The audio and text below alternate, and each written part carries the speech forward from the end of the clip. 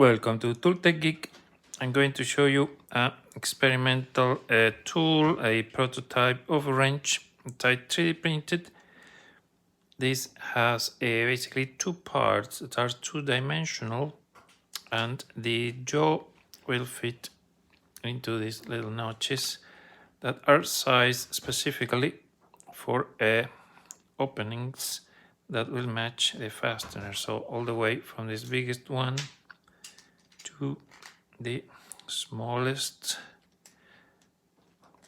and then the other notches are in between those two values. What I found is that there is a flex problem, so this part can't flex so much that this doesn't work. So for a second version was prototype, I added a reinforcement, and that way we remove that flex.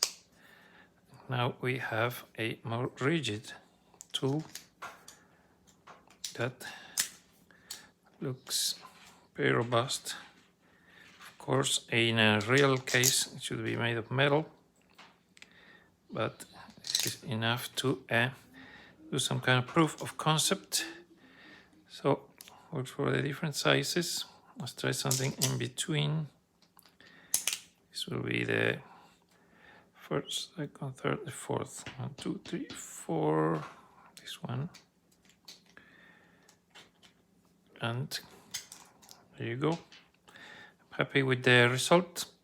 Potentially these 2D tools could be made very thin, or they're easy to design or cut. You only need a way of cutting metal. Could be stamping, laser cutting, water jet, I know, plasma if it's for a larger size maybe. In any case, it's fun to do these little experiments and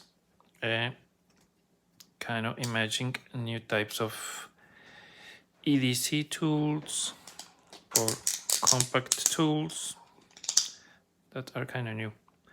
Maybe this already has been invented, I'm not aware of it, but in any case, let me know what you think. Thank you for watching.